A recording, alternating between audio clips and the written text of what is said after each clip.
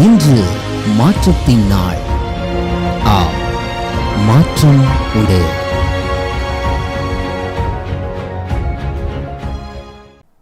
ஆண்டவராக இயேசுவின் நாமத்தினாலே மாற்றம் உண்டு என்கிற இந்த அனுதின தியானத்தின் மூலமாக உங்களை சந்திக்கிறதுல எனக்கு மிகுந்த சந்தோஷம். ஆண்டவர் உங்களோடு கூட இருந்து நடத்தி வருகிற எல்லா பாதைகளுக்காக கர்த்தருக்கு ஸ்தோத்திரம் உண்டாகட்டும். கர்த்தர் உங்களோடு கூட இருந்து ஆச்சரியமாய் நடத்துவாராக. இன்றைக்கு தேவன் ஒரு சிலரோடு இந்த வார்த்தையை பதிவு செய்யும்படியாக என் இருதயத்தில் ஏவினபடினால இந்த வார்த்தையை உங்களுக்கு முன்பதாக நான் வைக்க விரும்புகிறேன். The book of Daniel, chapter number 4, verse number 36, 4ஆம் அதிகாரம் 36ஆவது வசனத்தின் the last part. என் ராஜ்யத்தில் நான் ஸ்திரப்படுத்தப்பட்டேன். I was established in my kingdom. எல்லாமே போச்சு, பொசிஷன் போயிடுச்சு, இருக்கிறதுல லீஸ்ட் ஆயிடுச்சு, எல்லாமே இழந்து தரமட்டமா போச்சு, லைஃபே தரமட்டமா போச்சு. அதுக்கப்புறம் கீழே போறதுக்கு வாய்ப்பே இல்லை, அவ்வளோ கீழே போயாச்சு. இருந்த மேன்மை, ஆசீர்வாத, நன்மை, கூட இருந்த நபர்கள், உயர்வு, ஸ்தானம், கர்த்தர் கொடுத்திருந்த அந்த சேர் எல்லாம் போச்சு. ஆனால் அந்த மனுஷன் சொல்றாரு, என் ராஜ்யத்தில் நான் ஸ்திரப்படுத்தப்பட்டேன். இந்த வருஷ கர்த்தர் உங்கள் நிலையை கர்த்தர் உயர்த்துவார். உங்கள் ஸ்தானத்தை கர்த்தர்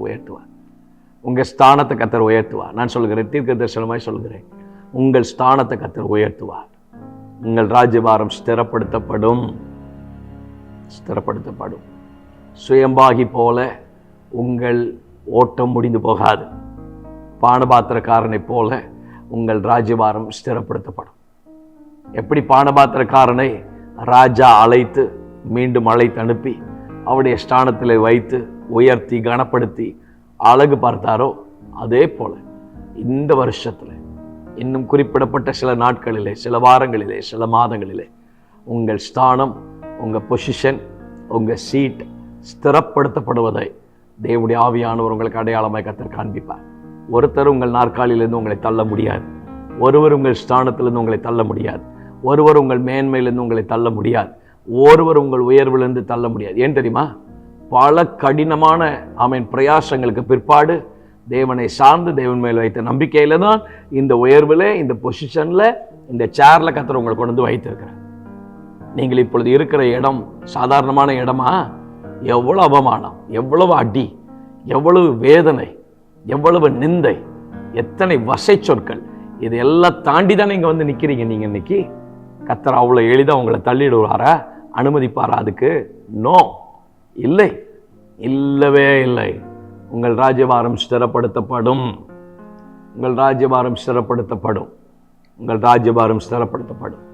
கர்த்தர் உங்கள் நிலையை ரொம்ப ஆச்சரியமாக கனப்படுத்துவார், மேன்மைப்படுத்துவார்.